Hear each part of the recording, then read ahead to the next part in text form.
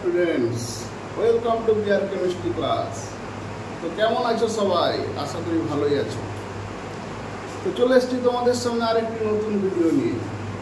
তো সেই ভিডিওটা কি সেটা জানার জন্য তোমাদেরকে প্রথমে কিছু কথা আমরা বলি। তোমরা কখনো ফাঁকা বাড়িতে দাঁড়িয়ে চিৎকার করেছো, hello hello hello hello hello hello, এইরকমভাবে আওয়াজ পাও? কোনো সিনেমাতে দেখেছো পাহাড়ের কোলে দাঁড়িয়ে কেউ চিৎকার করছে, সঞ্জনা সঞ্জনা সঞ্জনা সঞ্জনা, এই ধরনের একবার শব্দ করলে আমরা বহুবার শব্দ শুনতে পাই। এগুলো কেন হচ্ছে, কী জন্য হচ্ছে, কীভাবে হচ্ছে, সেইগুলো নিয়ে আজকে আমরা শুরু করব শব্দের পরের অংশ। তো চলো ভিডিওটি না কেটে তোমরা ভিডিওটি পুরো দেখতে থাকো, তাহলে পুরো জিনিসটা বুঝতে পারবে। তোমাদের কাছে আমার অনুরোধ, যদি চ্যানেলটিতে নতুন হয়ে থাকো, আমার ভিডিওটি ভালো লেগে থাকে, তাহলে আমার চ্যানেলটি সাবস্ক্রাইব করো, আমার বেল আইকনে প্রেস করো, লাইক কমেন্ট শেয়ার করো, যাতে আমি তোমাদের ভালোবাসা নিয়ে আমার আরও নতুন ভিডিও তৈরি করার উৎসাহ পাই। তো চলো শুরু করি আজকে শব্দের দ্বিতীয় অংশ। টেথোস্কোপ, যেটা ডাক্তারের ব্যবহার করে, তার কাজটা কি না আমাদের হৃদস্পন্দন, কীভাবে সে কাজ করে।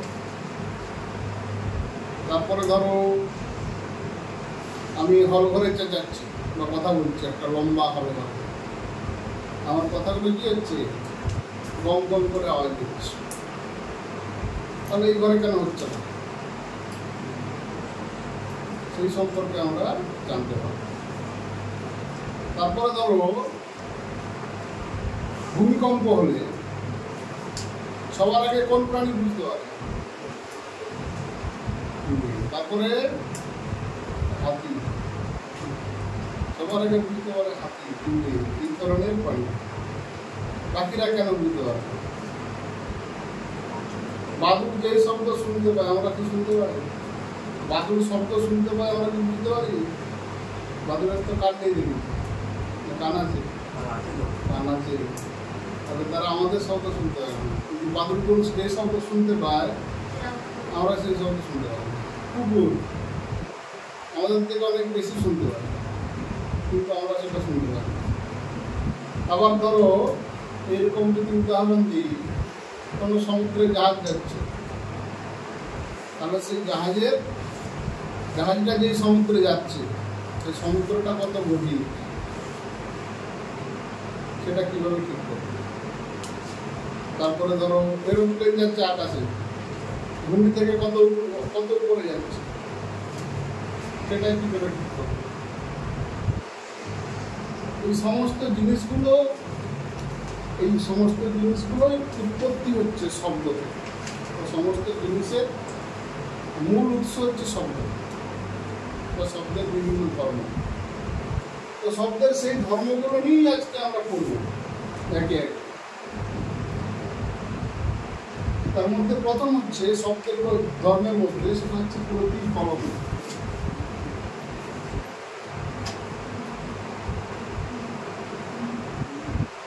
প্রতিফলন বা শব্দের প্রতিফলন। শব্দের প্রতিফলন বা প্রতিফলন জিনিসটা কি না, কোনো একটা জায়গা থেকে শব্দ উৎপন্ন হলো, মনে করলাম এই বিন্দু থেকে শব্দ উৎপন্ন হলো, এটাকে বলা হচ্ছে শব্দ উৎস।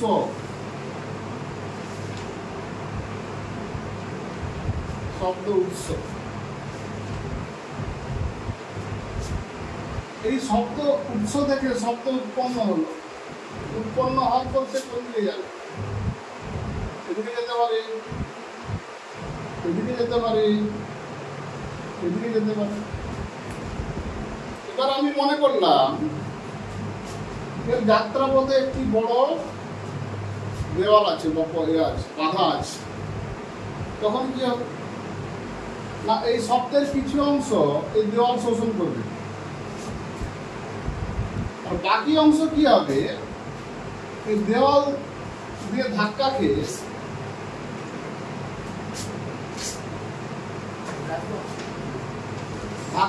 কি হবে না, আবার পুনরায় যেদিকে গিয়েছিল ওদিকে ফিরে আসবে। তাহলে কোনো বস্তু দ্বারা ধাক্কা খেয়ে শব্দের ফিরে আসার যে ঘটনা, এটাকে বলা হচ্ছে প্রতিফলন। এই শব্দ উৎস থেকে শব্দ উৎপন্ন হচ্ছে। কোনো বস্তু বা বড় বস্তু, এখানে অবশ্যই ছোট বস্তু দিয়ে হবে, কোনো বড় বস্তু বা বৃহৎ আকারের বস্তু দ্বারা শব্দ ধাক্কা খাচ্ছে, ধাক্কা খেয়ে আবার পুনরায় ফিরে এসছে। এখানে যদি প্রশ্ন বলা হয় যে বড় বস্তু কেন দরকার বা বড় বাধার কেন প্রয়োজন, ছোট বাধা হলে কি প্রতিফলিত হবে না? হবে। তার কারণ হচ্ছে আলো আমরা দেখেছি ছোট আয়নাতেই প্রতিফলিত হয়ে যায়। যদি ছোট আয়না দিয়ে আমরা শব্দকে ধাক্কা দিই কিন্তু শব্দ আটকাবে না। তার কারণ কি? কারণ আলোর থেকে শব্দের শক্তি কম। আর শক্তি কম হওয়ার জন্য কি হয়, এই তরঙ্গ দৈর্ঘ্য বেশি হয়। সেই জন্য আলো শব্দের প্রতিফলনের জন্য বড় বাধা দরকার। এই যে বড় বাধার কথা বলছি, এই বাধাটিকে একটি টার্ম দ্বারা প্রকাশ করা হয়, তাকে বলা হয় প্রতিফলক। তাহলে এখান থেকে আমরা শব্দের প্রতিফলনের সংজ্ঞা কি লিখব? না, কোনো শব্দ উৎস থেকে শব্দ উৎপন্ন হয়ে কোনো বৃহৎ আকারের প্রতিফলকে বাধা পেয়ে ওই শব্দের কিছু অংশ যেই দিকে শব্দ উৎপন্ন হয়েছিল সেই দিকে পুনরায় ফিরে আসে। তো শব্দের এই ফিরে আসার ঘটনাটাই বলা হচ্ছে শব্দের প্রতিফলন।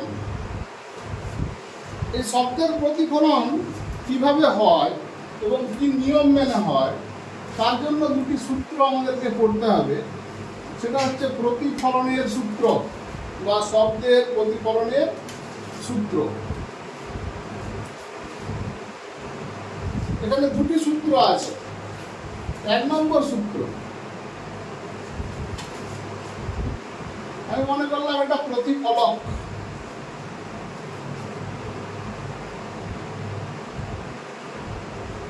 প্রতিফলক আমি একটা লাইন দিয়ে টানছি বলে প্রতিফলক যে সবসময় এরকম পাতলা হবে এরকম নয়। শব্দের প্রতিফলক কি হতে পারে? মসৃণ হতে পারে, অমসৃণ হতে পারে, সরল হতে, সমতল হতে পারে, অসমতল হতে পারে। যেমন উদাহরণ দিই, ঘরের দেওয়াল সমতল কিন্তু অমসৃণ। আবার ধরো কোথাও কাচের দেওয়াল আছে বাড়িতে, সেটাও প্রতিফলক বা প্রতিফলক তল, কিন্তু সেটা মসৃণ। আবার ধরো পাহাড়ে গায়ে যদি আমি চিৎকার করি, সেখানে শব্দকে কে বাধা দেয়? না, পাহাড়। কি সমতল, অসমতল। তো শব্দের প্রতিফলক বিভিন্ন ধরনের হতে পারে। তার মানে লাইন দিয়ে আসছি মানে প্রতিফলকটা এরকম লাইনের মতো দেখতে হবে, এরকম। তো এটা যদি প্রতিফলক তল হয়,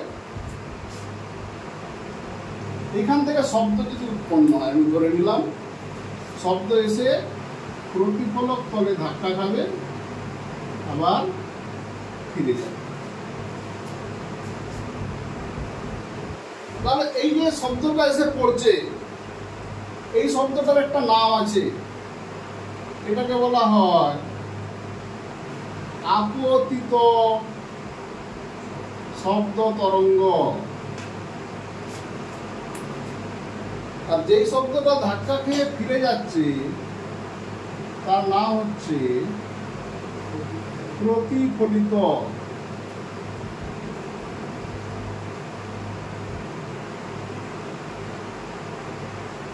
শব্দ তরঙ্গ।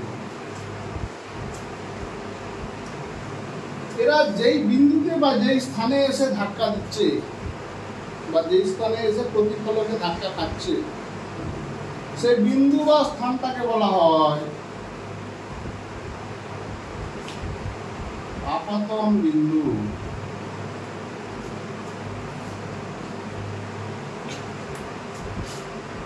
এই আপাতন বিন্দুর উপর যদি একটা লম্ব অঙ্কন করি, এই লম্বটাকে বলা হয় অভিলম্ব।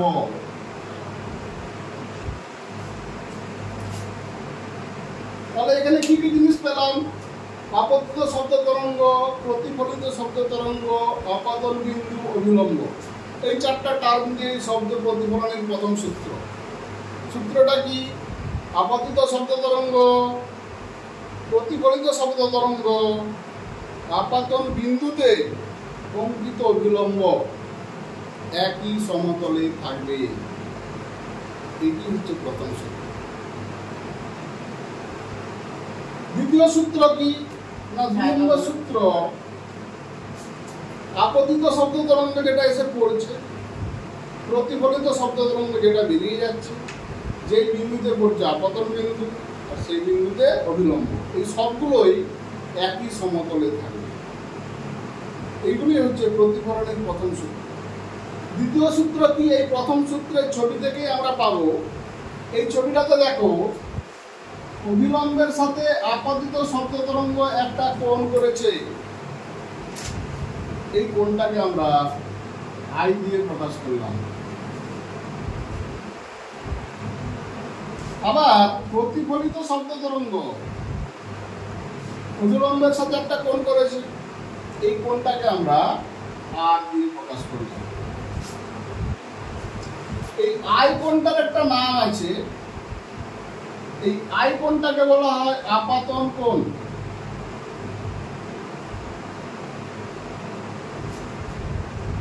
আর আর কোণটার একটা নাম আছে, এই আর কোণকে বলা হয় প্রতিফলন কোণ।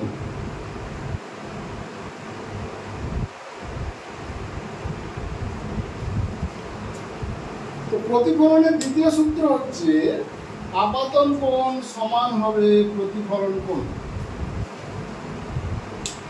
তাহলে সূত্র দুটো ক্লিয়ার বোঝা গেল? কোনো সমস্যা আছে? এইটি হলো প্রতিফলন কাকে বলে এবং প্রতিফলনের সূত্র, কিভাবে প্রতিফলন ঘটবে। এই ধর্মকেই কাজে লাগিয়ে প্রতিফলনের ব্যবহার হয়, আর সব থেকে প্রতিফলিত হয়। তার ব্যবহার আমরা কোথায় দেখেছি না, তার ব্যবহার একটা ব্যাখ্যা আমরা যেটা প্রথমে বলে এসেছিলাম, স্টেথোস্কোপ। স্টেথোস্কোপ সেটা হতে পারে।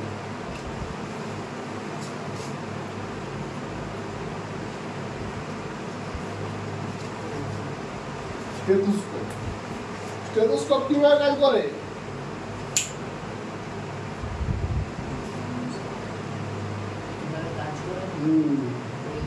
ডাক্তার দেয় কোনো রোগীর, ডাক্তারের কানে একটা থাকে আর একটা কি থাকে ছাতিতে, বা যেখানে তোমার শব্দটা মাপা কোথায়, হৃদস্পন্দন মাপার জন্য ব্যবহার করা। তো আমাদের হার্ট তো কম্পিত হয়, সেখান থেকে কম্পনের ফলে যে কম্পনটা উৎপন্ন হয় সেই শব্দটা ওর মাধ্যমের মধ্য দিয়ে কানে গিয়ে পৌঁছায়, যেটা আমরা সাধারণ অবস্থায় বুঝতে পারি না, কিন্তু শব্দটা যখন প্রতিফলিত হয় তখন কানে বেশি গিয়ে পৌঁছায়। এটা একটা ব্যবহার হতে পারে। হেডফোন, হেডফোন আমরা ব্যবহার করি, এই শব্দের প্রতিফলনকে কাজে লাগিয়ে তৈরি করা। এরপর ধরো আমরা ছোটবেলায় খেলেছি, এখন হয়তো অনেকে খেলে না, আগে খেলা ছিল, এই একটা খেলা ছিল যে দুটো প্লাস্টিকের গ্লাস, প্লাস্টিকের গ্লাসে ছিদ্র করে দড়ি দিয়ে মাইক করা হতো, একজন বলতো একজন শুনতে পেত। এটা ছোটবেলায় একটা শব্দের খেলা ছিল, সেটা কিন্তু আমরা এই প্রতিফলনকে কাজে লাগিয়েই করে থাকি। তো এইগুলো হচ্ছে শব্দের প্রতিফলনের ব্যবহারিক প্রয়োগ। দুটো গ্লাস দিয়ে করা যায়, বা এখন রাবারের ব্যান্ড আছে সেটা দিয়েও করা যায়, রাবারের পিস থাকে, সেগুলো দিয়ে আমরা করতে পারি।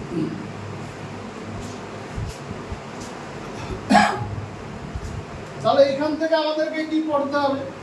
প্রতিফলন কাকে বলে, প্রতিফলনের সূত্র কি, আর প্রতিফলনের ব্যবহারিক প্রয়োগ। শব্দের প্রতিফলনকে আমরা কোথায় কোথায় কাজে লাগাতে পারি।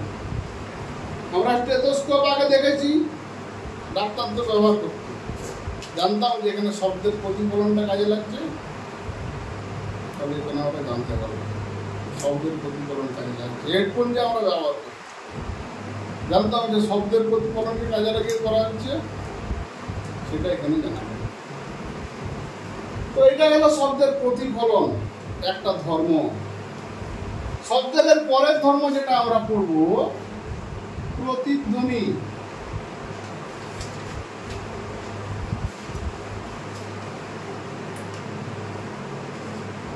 প্রতিধ্বনি, প্রতিধ্বনিটা কি না শব্দের প্রতিফলন থেকেই প্রতিধ্বনি কথাটা আসছে। যখন কোনো একটা শব্দ উৎস থেকে শব্দ উৎপন্ন হয়, ধরো একজন ব্যক্তি এ অবস্থানে একটা শব্দ উৎপন্ন করল, আর এই শব্দটা কোন দিকে যাবে না এদিকে গেল, যাবার পথে ধরো একটি দেওয়াল পেল বা বাধা পেল, তাহলে কি হবে? এই শব্দের কিছুটা অংশ ধাক্কা খেয়ে আবার ফিরে আসবে। ঠিক আছে, কিছুটা অংশ কেন বলছি? কারণ শব্দ যেখানে ধাক্কা খায় সেখানে শব্দ কিছুটা শোষিত হয়, যে শব্দকে কিছুটা শোষণ করে না। এটা আমি কি করে বুঝবো যে শব্দ শোষিত হচ্ছে? না, ধরো তোমার কাছে একটা কোনো মাইক বাজছে, মাইক বাজার ফলে তোমার কানে শব্দটা খুব জোরে এসছে।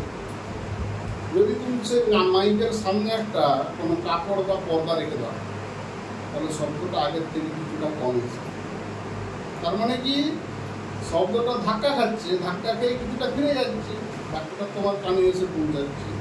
তার মানে কি, ওখানে দেওয়া পর্দাটা কিছুটা শোষণ করছে, শোষণ করার ফলে শব্দটা তুমি কম পাচ্ছে। সেই জন্য যে কোনো জায়গায় শব্দ যখন ধাক্কা খায় শব্দ কিছুটা শোষিত হয়, আর বাকিটা প্রতিফলিত হয়, কিছুটা বাইরের দিকে বেরিয়ে যায়। যদি সেরকম বাধা হয়, যদি হালকা বাধা হয়, পাতলা বাধা হয়, এরকম পর্দার কথা বললাম, পর্দা কিছুটা শোষণ করবে, বাকিটা তো বাইরে পাঠাবে, পুরোটা প্রতিফলিত হবে না। যদি মোটা পর্দা হয়, কোনো দেওয়ালে ধাক্কা হয়, তাহলে কি হবে? দেওয়ালের ওই দিকে মাইক বাজছে, ওখানে টিকা যাচ্ছে না, কিন্তু আমরা এদিকে কম শুনতে পাচ্ছি। কেন? কি, দেওয়ালেরটা পুরোটা সাউন্ডটা আটকে দিচ্ছে, সেজন্য কম শোনা যায়। সাউন্ড প্রুফ রুম করা যায় এই জায়গায় কাজে, শব্দ এলেই প্রতিফলিত হয়ে চলে যাবে, এই করবে না। সেখানে মাঝখানে 22 শূন্য স্থান করা হয়, আগের দিন বলা হয়েছে। তো যাই হোক, প্রতিধ্বনি কি না, শব্দ কোনো উৎস থেকে উৎপন্ন হয়ে কোনো বাধা দ্বারা বাধা পেয়ে প্রতিফলিত হয়ে আবার ফিরে আসছে। যদি বি অবস্থানে একজন দাঁড়িয়ে থাকে, এখানে আরেকজন দাঁড়িয়ে আছে, তাহলে এই অবস্থানে যে শব্দ উৎপন্ন হয়েছিল সে কবার শুনতে পাবে? দুবার শুনতে পাবে। কেন? দেখো, এ যখন শব্দ করেছিল বি তো কাছাকাছি ছিল, তাহলে এই শব্দটা এই বরাবর এসে কানে একবার পৌঁছেছে প্রথমে। দ্বিতীয়বার কখন শুনতে পাবে? না, ধাক্কা খেয়ে আবার এসে যখন এর কানে পৌঁছাবে তখন শুনতে পাবে। তাহলে একজন হ্যালো বললে সেই হ্যালোটা দুবার শোনা যাবে। এই জিনিসটাকে ইংরেজিতে আমরা বলি ইকো, যার বাংলা অর্থ হচ্ছে প্রতিধ্বনি। তাহলে প্রতিধ্বনি জিনিসটা কি না, শব্দ উৎস থেকে শব্দ উৎপন্ন হয়ে কোনো প্রতিফলক তল দ্বারা বাধা পেয়ে শব্দ আবার ফিরে এসে শ্রোতার কানে পৌঁছায়। তাহলে এখানে যে শব্দটা উৎপন্ন হচ্ছে এ অবস্থানে, এই শব্দটার একটা নাম আমরা দিতে পারি মূল শব্দ, তাই তো? আর বি অবস্থানে ঘুরে এসে যে শব্দটা পাচ্ছে সেই শব্দটার আরেকটা নাম হচ্ছে প্রতিধ্বনি।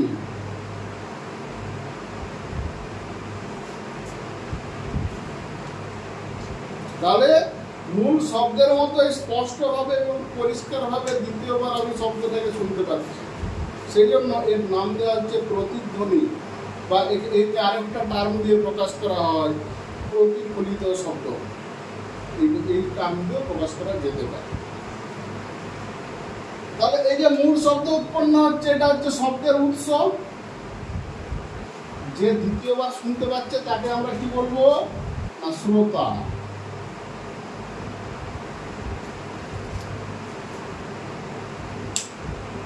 কি বলবো বুঝতে পারলে কথাটা?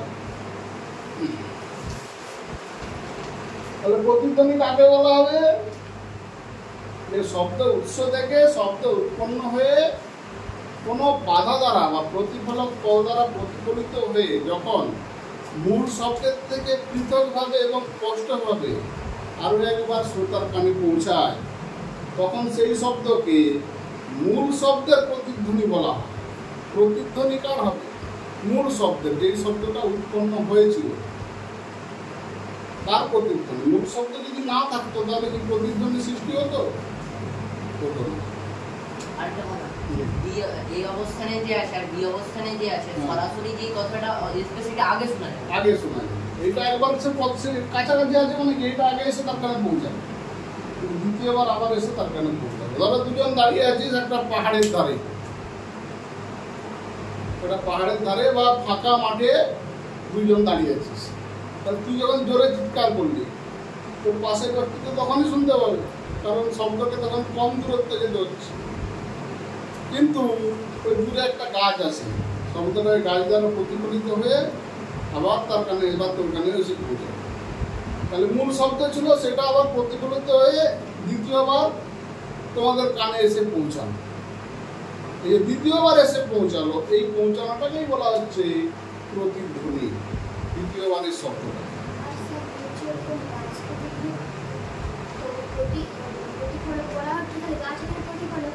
গাছ এখানে না, তখন প্রতিধ্বনি শোনা যাবে না ফাঁকা মাঠের ক্ষেত্রে। তার জন্য একটা শব্দ আছে, বায়ু মাধ্যম কিছুটা প্রতিফলকের কাজ করে যদি পুরোটাই ফাঁকা স্থান হয়, কাছাকাছি না। সেখানে একটা কন্ডিশন আছে, আমি যদি পুরোটাই ফাঁকা স্থান, একটা লম্বা মাঠে দাঁড়িয়ে আছি, সেখানে বায়ুস্তর অনেক সময় প্রতিফলকের কাজ করে। এর ব্যবহারিক প্রয়োগে আমরা দেখি যে বায়ুস্তর প্রথম প্রতিফলকের কাজ করে। শুধু বায়ু নয়, বায়ুর সঙ্গে ধূলিকণা জলকণা মিশে থাকলে সেটারও ভালো কাজ করে। তো প্রতিধ্বনি আমরা তো তাহলে বললাম যে শব্দ উৎপন্ন হচ্ছে, প্রতিফলক তল দ্বারা বাধা পাচ্ছে, আবার এসে আমরা শুনতে পাচ্ছি দ্বিতীয়বার, সেটাকে প্রতিধ্বনি বলা হচ্ছে। তো এখানে আমার প্রশ্ন, আমরা যেই রুমে আছি, আমি তো কথা বলছি, আমার কথাটাকে দ্বিতীয়বার শোনা যাচ্ছে? কেন শোনা যাচ্ছে? এখানেও তো আমার কথা দেওয়ালে ধাক্কা খাচ্ছে, এই দেওয়ালে বা ওই দেওয়ালে ধাক্কা তো খাচ্ছে। হ্যাঁ, এইখানে একটা প্রতিধ্বনির শব্দ আছে। প্রতিধ্বনির শব্দ কি না, 1 নম্বর শব্দ প্রতিফলক তল বড় হতে হবে।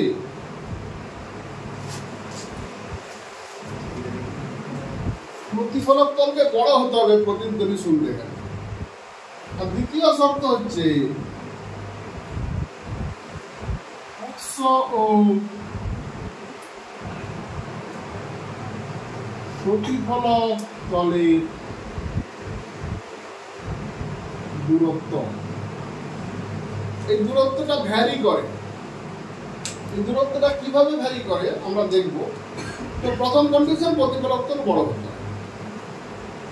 শব্দের উৎস থেকে প্রতিফলক তলকে কত দূরে থাকতে হবে তবে আমরা প্রতিধ্বনি শুনতে পাবো না, সেই উত্তরটা জানতে গেলে আমাদেরকে একটি নতুন টার্ম জানতে হবে, সেটি হচ্ছে শব্দ নিবন্ধ বা শ্রুতি নিবন্ধ। অনেক সময় আমরা বাংলা ব্যাকরণে এই টার্মটা পড়ে থাকি, শব্দ নিবন্ধ বা শ্রুতি নিবন্ধ। এই জিনিসটা কি না, আমি কোনো শব্দ শুনলাম, আমার কাছে সেই শব্দটা আমার মস্তিষ্কে কতক্ষণ স্থায়ী হবে বা মস্তিষ্কে তার অনুভূতিটা কতক্ষণ পর্যন্ত থাকবে, সেই সময়টাকে বলা হচ্ছে শব্দ নির্বন্ধ। এটা নির্বন্ধ কেন বলা হচ্ছে না, ওই সময় যদি দ্বিতীয় শব্দ আমার কানে পৌঁছায় আমি কিন্তু শুনতে পাবো। তাহলে শব্দ নির্বন্ধের ইনডাইরেক্ট জিনিসটা কি বোঝা গেল? কোনো শব্দ আমাদের যখন কানে পৌঁছাচ্ছে তার অনুভূতি মস্তিষ্কে কিছুটা সময়ের জন্য থাকে, এই যতটা সময়ের জন্য থাকে সেটাকেই বলা হয় শব্দ নির্বন্ধ। ওই সময় দ্বিতীয় শব্দ আমাদের কানে গেলে মস্তিষ্ক তার অনুভূতিকে গ্রহণ করতে পারবে না। যেমন ধরো আমি বললাম A B C D E F G, সবাই ক্লিয়ার শুনতে পাচ্ছে, কিন্তু যখন ঘরে ছেলেদেরকে পড়া দাঁড়ায়, বাচ্চাদেরকে বল কে পরিষ্কার শুনতে পেল? তার কারণটা কি? তার কারণ হচ্ছে এই শব্দ নির্বন্ধ। আমাদের মস্তিষ্কে একটা শব্দ যতক্ষণ স্থায়ী হয় ওই সময় অন্য কোনো শব্দ সে ক্যাচ করতে পারবে না, ধরতে পারবে না, ওই শব্দ শুনতে পারবে না। যেমন ধরো পাখার ব্লেডের শব্দ, হাই স্পিড পাখা যদি চলে, প্রত্যেকটা ব্লেড তো বায়ুস্তরকে ধাক্কা দিচ্ছে, একটা শব্দ উৎপন্ন হচ্ছে, কিন্তু হাই স্পিড পাখাতে আমরা এটা বুঝতে পারি, তার কারণ সেটা খুব কুইক। বললাম বুঝতে পারবে? তো এই শব্দ নির্বন্ধ জিনিসটা হচ্ছে যে শব্দ মস্তিষ্কে অনুভূতি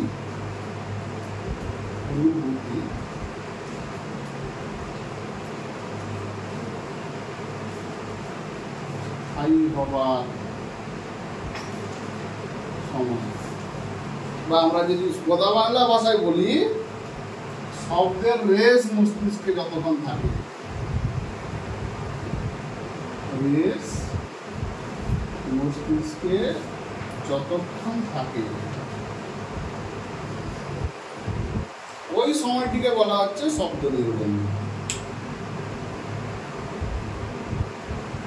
এদের আবার ভাগ আছে।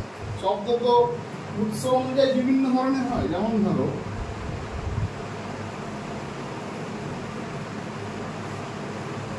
টুকুবাম ফাটানো দেখেছিস? বন্ধুকে ছোটবেলায় পাঠিয়েছিস ফাটানো ফাটা।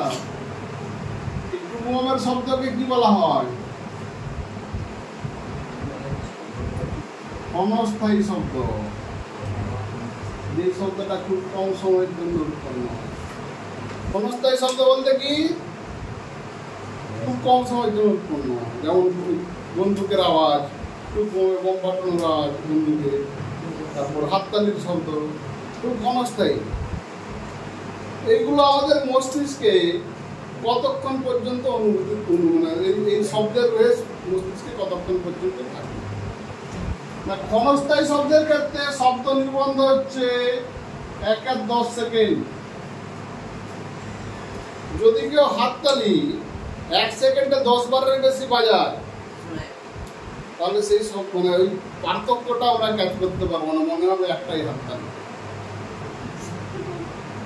কি বললাম, বোঝা গেল? কিন্তু সেটা খুব স্পিডে হতে হবে।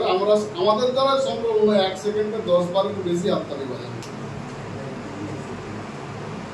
কি বললাম, বোঝা গেল? এই ক্ষণস্থায়ী শব্দের জন্য শ্রুতি নির্বন্ধ বা শব্দ নির্বন্ধ হচ্ছে 1-10 সেকেন্ড। তার মানে আমাদের মস্তিষ্কে 1 সেকেন্ডে 10 ভাগ যত হয় ততক্ষণ স্থায়ী, ওর মধ্যে কোনো শব্দ গেলে আমরা শুনতে পারি। এছাড়াও আরো কিছু শব্দ হয়, যেমন ধরো একমাত্রিক শব্দ। বলো দেখি বাংলা কার মনে আছে? একমাত্রিক শব্দ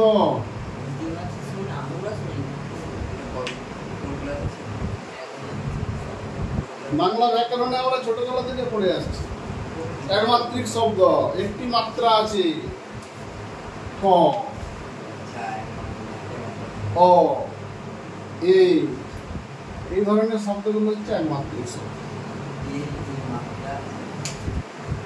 মানে একবারে উচ্চারণ করা হয়ে যাচ্ছে, সেটাকে বলা হচ্ছে একমাত্রিক। তাহলে এই যে একমাত্রিক শব্দ যদি উচ্চারণ হয়, এর শ্রুতি নির্বন্ধ কত আমাদের মস্তিষ্কে? না 1/5 সেকেন্ড। যদি 1 সেকেন্ডে 5 বারের বেশি কেউ বলে, আমরা সেটাকে একবারই শুনতে পাবো, পার্থক্য করতে পারবো। সেই জন্য আমি বললাম মাঝখানে এই যে পার্থক্য, আমারটা তো 1 সেকেন্ডের বেশি হয়ে গেছে। 1 সেকেন্ডের মধ্যে যদি 5টা কেউ বলে দেয় একমাত্রিক শব্দ, সেটা কিন্তু আমরা পৃথক করতে পারবো। কি বললাম, বোঝা গেল? তাহলে একমাত্রিক শব্দ শোনার শব্দ নির্বন্ধ হচ্ছে 1/5 সেকেন্ড। এরপরে ধরো দ্বিমাত্রিক শব্দ।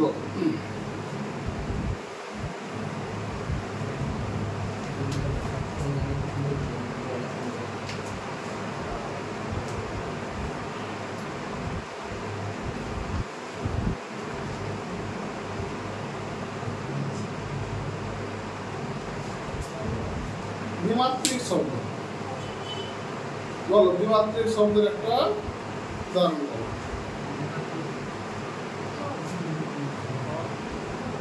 একবার ইচ্ছা হচ্ছে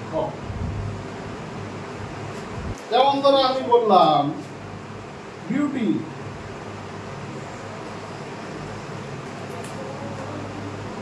কটা মাত্রা আছে? বিউটি, বিউটি দুটো মাত্রা।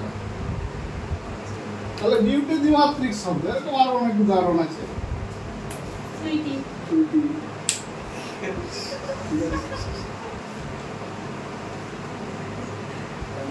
তার মনে ধরো রাজদীপ, রাজদীপ। তাহলে এইগুলো দ্বিমাত্রিক শব্দ। এই দ্বিমাত্রিক শব্দের শ্রুতি নির্বন্ধ আমাদের মস্তিষ্কে হচ্ছে 2/5 সেকেন্ড। এরপরে যত মাত্রা বাড়বে 4 নম্বর ধরো ত্রিমাত্রিক, ত্রিমাত্রিক শব্দ। এই বিউটির সঙ্গে ফুল যোগ করে দাও, বিউটিফুল।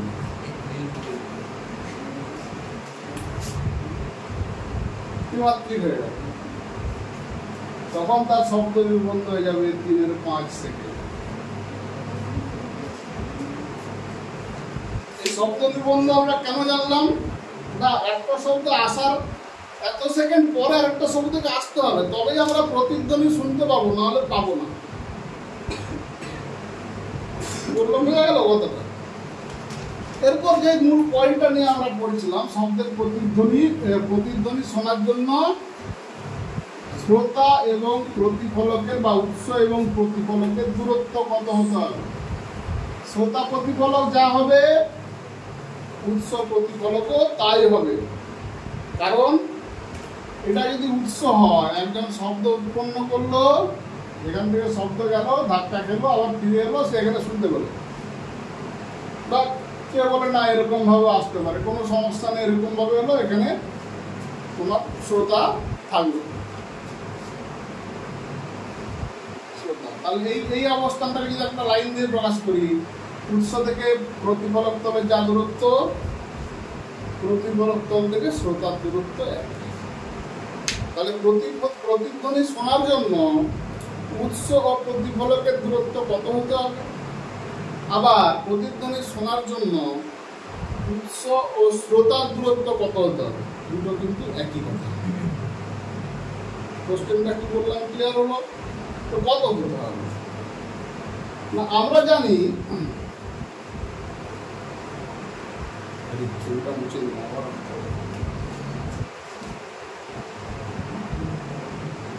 উৎস উৎপন্ন হলো, ধাক্কা খেলো, আবার ফিরে এলো, এটা হলো প্রতিফলক, এটা হলো শ্রোতা। তো প্রথমে আমরা ক্ষণস্থায়ী শব্দ দিয়ে শুরু করি।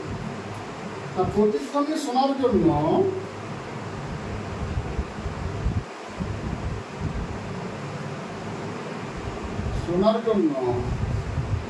উৎস বা শ্রোতা যেটা হতে পারে, শ্রোতা ও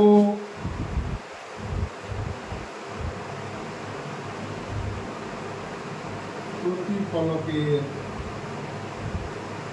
দূরত্ব, উৎস ও শ্রোতা ও প্রতিফলকের দূরত্ব কত হতে পারে। প্রথমে যদি আমরা ক্ষণস্থায়ী শব্দের ক্ষেত্রে দেখি, ক্ষণস্থায়ী শব্দের ক্ষেত্রে কি হবে না, আমি মনে করলাম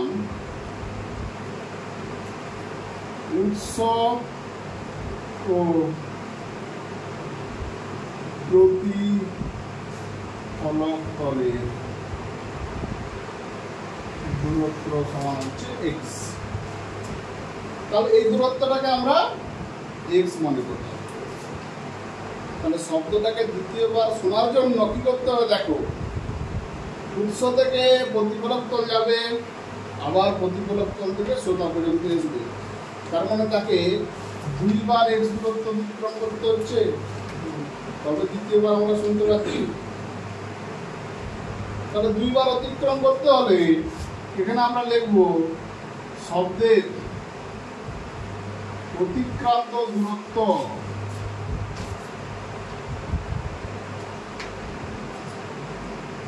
সমান 2x। তাই তো? এবার শব্দের বেগ কত? আমরা জানি শব্দের বেগ 332 মিটার পার সেকেন্ড। তাহলে 1 সেকেন্ডে সে 332 মিটার যাচ্ছে। তাহলে 332 মিটার যেতে তার 1 সেকেন্ড লাগছে। তাহলে 2x দূরত্ব যেতে তার কত সময় লাগবে? অতএব 2x সমান আমরা লিখতে পারি 332 ক্ষণস্থায়িত্বের না সূত্র নির্বন্ধে 110। তাই তো? তাহলে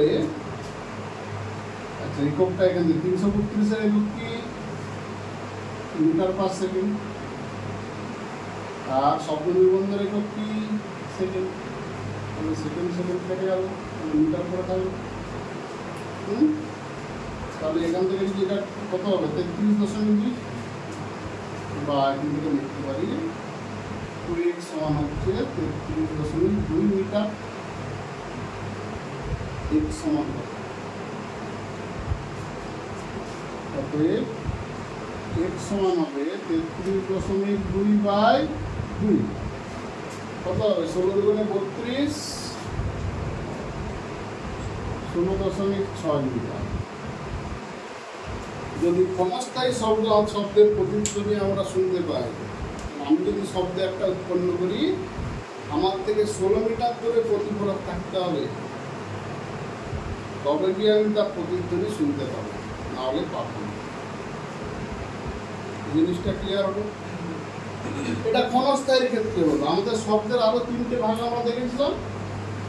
একমাত্রিক, এখানে 2x কেন করলাম সেটা বোঝা গেল তো? শব্দের এখান থেকে এখান পর্যন্ত গিয়ে আসতে 2x দূরত্ব অতিক্রম করতে হচ্ছে। যেতে x, আসতে x। আমাকে কি হিসাব করতে হবে? শব্দ কতটা দূরত্ব অতিক্রম করেছে সেটা নয়, আমাকে হিসাব করতে হবে উৎস প্রতিফলকের দূরত্ব বা শ্রোতা ও প্রতিফলকের দূরত্ব। যেটাই করে না কেন আমার x লাগবে, সেজন্য আমরা এই 2xটাকে পরে 2 দিয়ে ভাগ করে x করি। যদি একমাত্রিক শব্দ লাগে বা একমাত্রিক শব্দের ক্ষেত্রে আমরা হিসাব করি, একমাত্রিক শব্দের ক্ষেত্রে একই রকম 2x দূরত্ব অতিক্রম করছে কত বেগে? 332 মিটার পার সেকেন্ড। আর এই শব্দ নিবন্ধ কত? 1/5 সেকেন্ড। তাহলে এটা কাটাকাটি করে কত হচ্ছে? বা 2x সমান 530 আর 66.4 মিটার। হ্যাঁ বল। উৎস থেকে প্রতিফলক পর্যন্ত এই শব্দটা দেওয়া হবে, মানে শব্দটা করা হবে, মানে 16.6 মিটার দূরত্ব না হলেও প্রতিফলক উৎপন্ন হবে, কিন্তু আমাদের ইন্দ্রিয় গ্রাহ্য হবে। প্রতিধ্বনি শুনতে পাবো, প্রতিফলিত হবে, প্রতিধ্বনি আমরা শুনতে পাবো। বাধা আছে মানে শব্দের প্রতিফলন ঘটবে। তাহলে 2x সমান 64.4, তাহলে x সমান কত? 33.2। একমাত্রিক শব্দের জন্য উৎস ও প্রতিফলকের দূরত্ব হতে হবে 33.2 মিটার। যদি দ্বিমাত্রিক বলি,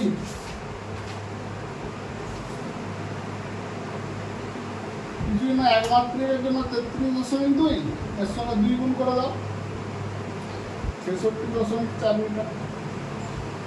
কারণ দ্বিমাত্রিক শব্দের শব্দ নির্বন্ধ ছিল 2/5, 2 গুণিত 1/5, তাহলে 1/5 এসছে কত? 33.2, তার সঙ্গে 2 গুণ করে দাও। যদি ত্রিমাত্রিক বলা হয়, ত্রিমাত্রিক 33.2 গুণিত 3 সমান হচ্ছে 99.6 মিটার।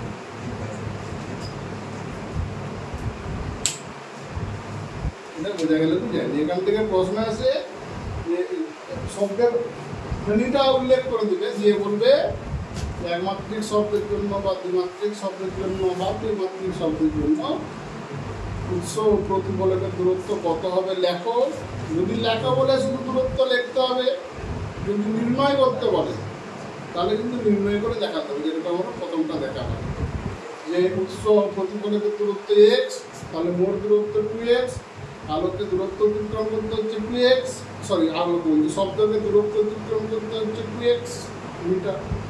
আমরা জানি শব্দের বেগ এত, শব্দ দ্বারা অতিক্রান্ত দূরত্ব কত 2x, এই 2xটা কত সময় দিচ্ছে 1/10 গুণিত 332 মিটার পার সেকেন্ড। তাহলে দুটো সমান করে দিয়ে ভাগ করলে আমরা x পেয়ে যাবো। প্রথমে যে হিসাবটা আমরা দেখাবো ক্ষণস্থায়ী করতে।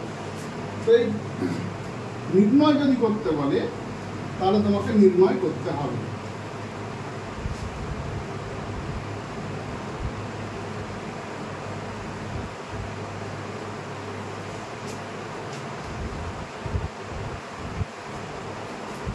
তাহলে প্রতিধ্বনির প্রয়োগ আমরা কোথায় দেখব?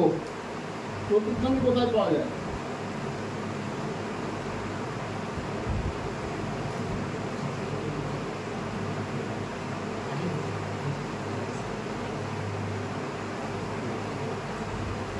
বলো, প্রতিধ্বনির ব্যবহার কোথায় পাওয়া যায়? এই যে আমরা বললাম সমুদ্রের গভীরতা কি করে নির্ণয়। জাহাজ থেকে একটা বন্দুকের শব্দ করো, সেই শব্দটা সমুদ্রের তলদেশে গিয়ে ধাক্কা খেয়ে আবার ফিরে এসে, এবার সেই যদি এবার বলবো এটা কি সেই শব্দ না, সমুদ্রের তলদেশে উপরে যদি একটা বম ফাটায় তলদেশে তার আওয়াজ যাবে। কারণ কি? তার তরঙ্গদৈর্ঘ্য বড়, একটু যে ধাক্কা খেয়ে শব্দটা থেমে যাবে, তার জন্য অন্য শব্দ পাঠাতে হয়, সেটা আমরা করবো। তো এই প্রতিধ্বনির কাজে লাগিয়ে আমরা সমুদ্রের গভীরতা নির্ণয় করতে পারি। ধরো সমুদ্রে কোনো জাহাজ হারিয়েছে, খুঁজে পাওয়া যাচ্ছে না, কি করে কাজে লাগানো যায়? এই প্রতিধ্বনিকে কাজে লাগানো। ইউএসজি আলট্রাসোনোগ্রাফি এই সূত্রে কাজে, এই প্রতিধ্বনিকে কাজে লাগিয়ে ইউএসজি তার ফুল ফর্ম হচ্ছে আলট্রাসোনোগ্রাফি। আমরা এই প্রতিধ্বনিকে কাজে লাগাই। বা উপরে এরোপ্লেন উঠছে, ওখান থেকে কত উচ্চতায় উঠছে,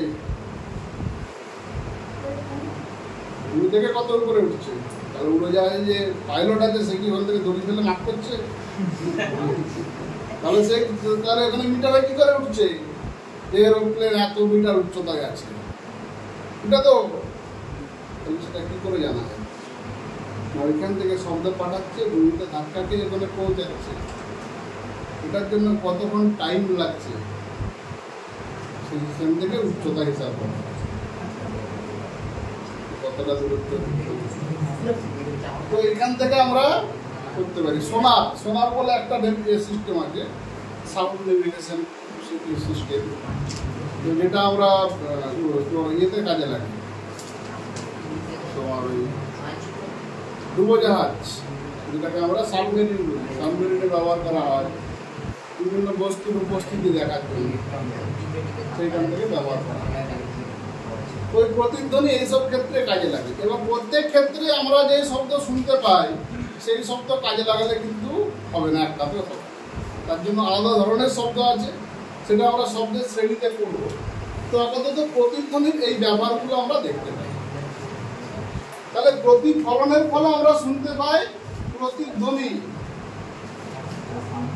এরপর আরেকটা নতুন টার্ম পড়ব, অনুরণন।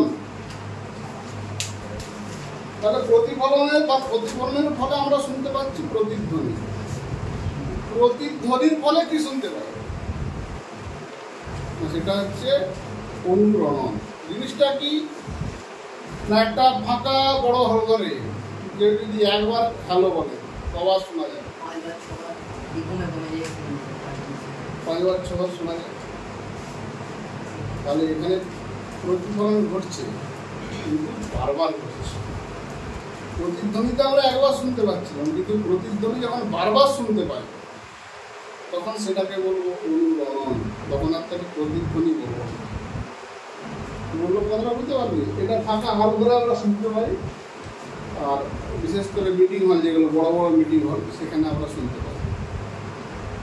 এই শব্দ কোনো প্রতিফলক, অনেক প্রতিফলক তল দ্বারা বারবার প্রতিফলিত হয়ে যখন শ্রোতার কানে পৌঁছায়, তখন সে বারবার প্রতিধ্বনি শুনতে পায়। সেই ঘটনাটাকে বলা হচ্ছে শব্দের অনুরণন। এই শব্দের অনুরণন মোটা বড় হল ঘরে বেশিরভাগ করা হয়। তোমরা যদি কখনো টাউন হল টাইপের বড় হলে গিয়ে থাকো বা সিনেমা হলে গিয়ে থাকো, সেখানে তো শব্দ উৎপন্ন হয়। সেই শব্দটা যদি দেওয়ালে বারবার প্রতিফলিত হতে পারে, মূল শব্দকে আমরা শুনতে পাবো। সিনেমা হল তো অনেক লম্বা হয়, বা মিটিং হল বা টাউন হল অনেক লম্বা হয়, সেখানে মাইকেই কথা বলা হয়। তো সেটা শব্দ যদি বারবার দেওয়ালে ধাক্কা খেতে খেতে ঘুরতে থাকে, আমরা একটা কথা শুনতে পাবো কি? তাহলে ওইখানে অনুরণন আটকানো হয়। অনুরণন কেন তৈরি হয় সেটা বোঝা গেল। অনুরণন আটকানো কিভাবে? না, অনুরণন তৈরি হওয়ার ঘটনা হচ্ছে কোনো উৎস থেকে শব্দ উৎপন্ন হয়ে যদি প্রতিফলক তল দ্বারা বারবার প্রতিফলিত হয়ে বা অনেকবার প্রতিফলিত হয়ে শ্রোতার কানে অনেকগুলি প্রতিধ্বনি পৌঁছায়, তখন সে মূল শব্দের মূল শব্দ বাদ দিয়ে অনেকগুলো প্রতিধ্বনি শুনতে পায়। এই যে অনেক প্রতিধ্বনি শোনা যাচ্ছে, এই ঘটনাটাকেই বলা হচ্ছে অনুরণন। যেমন আমরা হল ঘরে চিৎকার করলে, একবার কথা বললে 4-5 বার শোনা যায়। তাহলে সিনেমা দেখতে গিয়ে যদি একজন একটা কথা বললো, সেটা যদি 5 বার শুনি, তার পরের কথাটা কি করে শুনবো? তাহলে এইসব জায়গায় অনুরণনকে আটকানো যায় কিভাবে? অনুরণনকে আটকানোর জন্য শব্দের শোষক ব্যবহার করা হয়।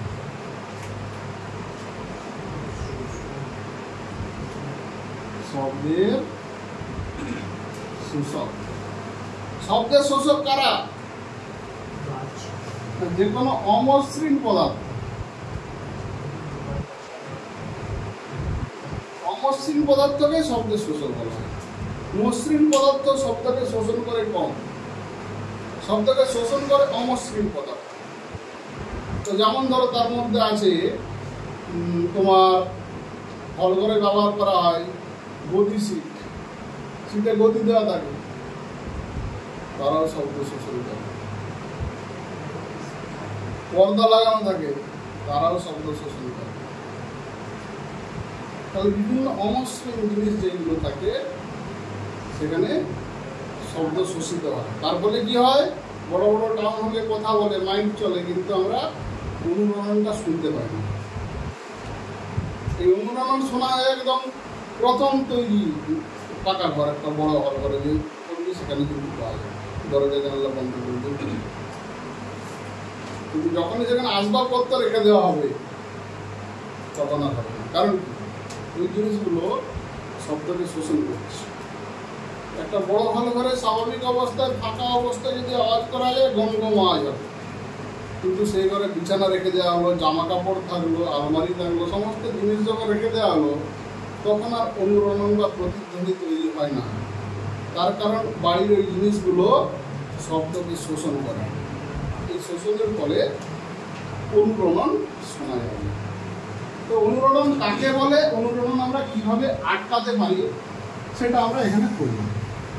তো শব্দের এই 3টে ধর্ম থেকে আমরা যেই 3টে জিনিস জানলাম, বা অনেকগুলো জিনিস জানলাম, কীভাবে আমরা বাস্তবে ব্যবহার প্রয়োগ করি, কিন্তু আমরা আগে এটা জানতাম না এটা শব্দের প্রয়োগ ছিল বা শব্দের ধর্ম ছিল। তার মধ্যে প্রতিধ্বনি, প্রতিফলন এবং অনুরণন, এইটা হচ্ছে তিনটি শব্দের মূল ধর্ম সম্পর্কে আমরা আলোচনা